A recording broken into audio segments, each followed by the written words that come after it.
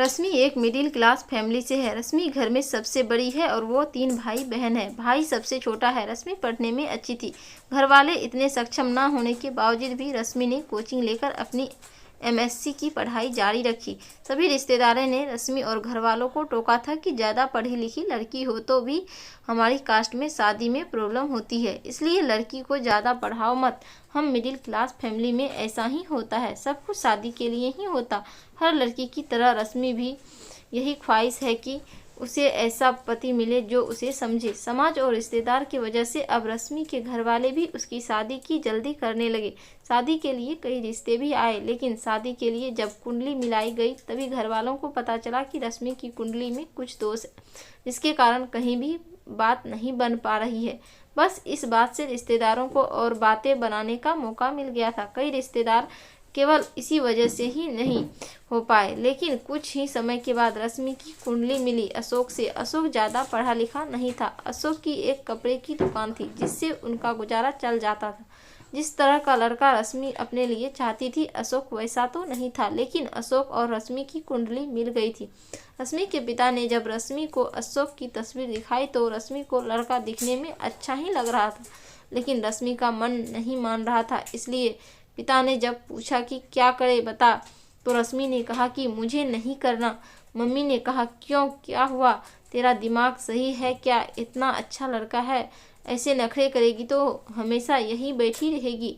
एक तो कुंडली किसी से मिलती नहीं, और जब वो शादी के लिए तैयार है, सब कुछ अच्छा है, तो मुझे नाटक आ रहे हैं। क्या खराबी है लड़के में? माँ यह सब रश्मि को सुना ही रही थी, लेकिन रश्मि ने पिता बात समझी और कहा ठीक है बेटा, और ढूंढते हैं। जब अशोक के घरवाले की तरफ से फ़ोन आया यह पूछने के लिए कि हम आ जाए घर और परिवार देखने, तो रश्मि के घरवाले ने कहा हम आपको बता देंगे। इस बात से वो भी समझ गए थे कि उनकी तरफ से हाँ नहीं है, इसलिए उन्होंने फिर दूसरी बार फ़ोन नहीं लगाया।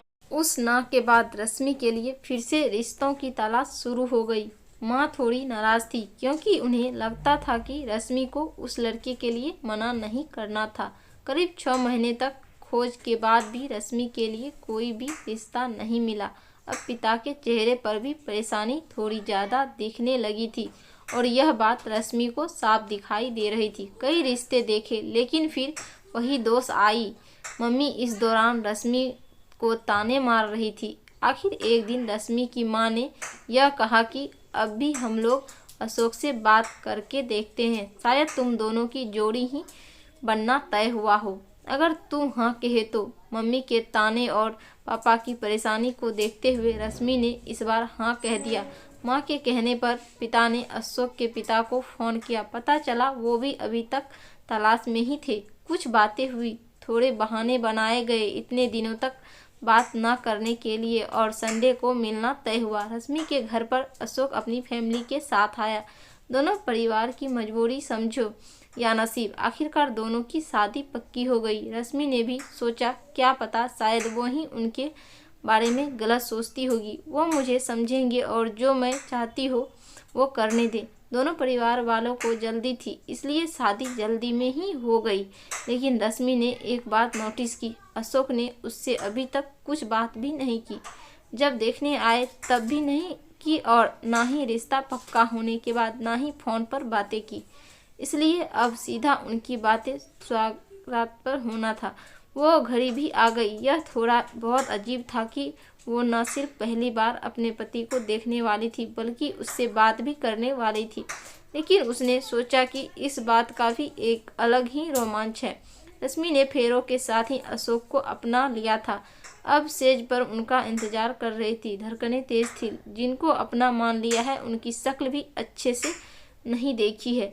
फिर अशोक कमरे में आया, दरवाज़ा बंद किया और बिस्तर पर आकर रश्मि के पास बैठ गया। और सबसे पहली बात जो अशोक ने पूछी वो थी, मुझे पता चला था कि तुम मुझसे शादी नहीं करना चाहती थी क्योंकि मैं पढ़ा लिखा नहीं हूँ। उसकी आवाज़ में थोड़ा गुस्सा था।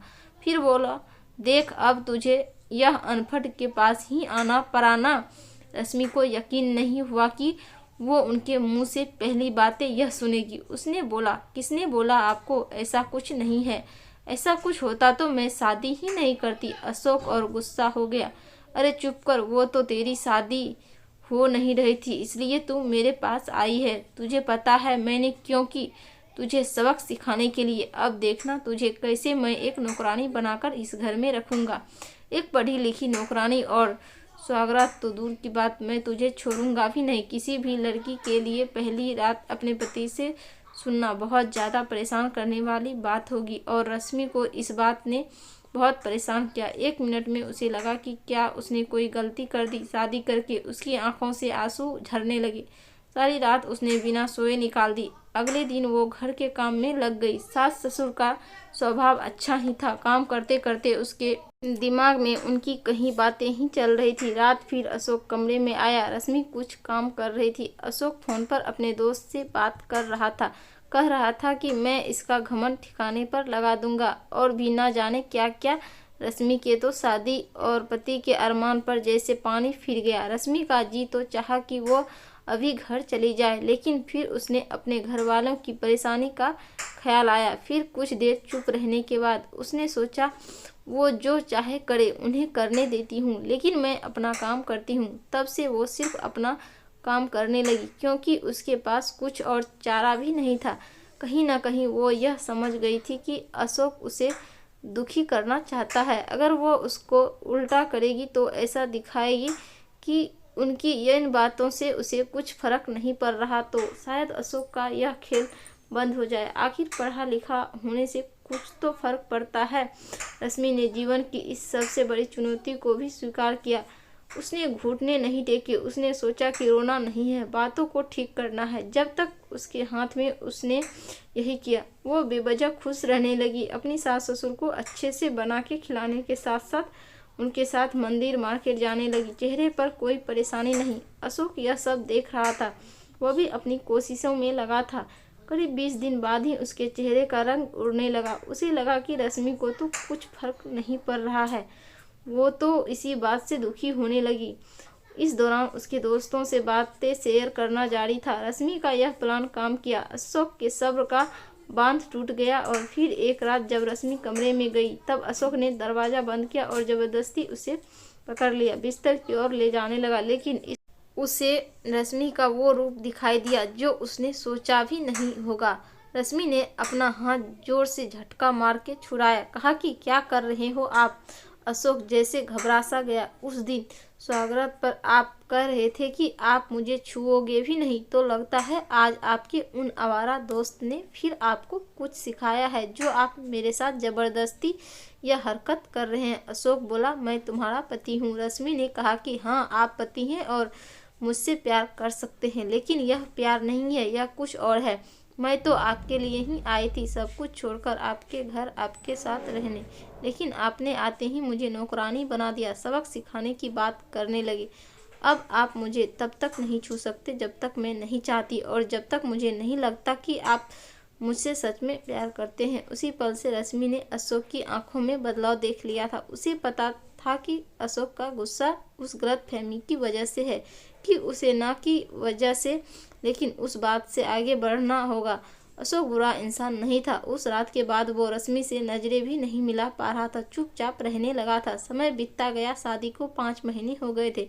रश्मि अब अशोक को परख रही थी, और इस दौरान उसे समझ आ गया था कि अशोक कैसा है। एक ही घर में रहकर अपने ही पति के साथ ऐसा रहना अब उसे भी चुभने लगा। एक रात उसने कह ही दिया, छोड़ो सब पुरानी बातों, चलो ना एक नई शुरुआत करते हैं। मुझसे जो गलती हुई अब आप माफ़ कर दो। अशोक चुप रहा, कुछ नहीं बोला। आखिर रश्मि ने इतने दिनों तक उससे दूर रखा। रश्मि ने फिर एक बोला, इस बार थोड़ा ज़्यादा प्यार से, अरे छोड़ो इधर, एक बार देख तो लो, हुआ सो हुआ। इस बार अशोक पिघला, मुड़ा और रश्मि की आंखों में देखकर जैसे उसका गुस्सा पता नहीं कहाँ गया। बोला, तुम मुझे माफ़ कर पाओगी? रश्मि ने बोला, हाँ, मैंने कर दिया। एक दूसरे से बात करने की ही देर थी। उस रात से उनकी नई शुरुआत हुई। दोनों को लगने लगा कि वो एक दूसरे के लिए बने हैं।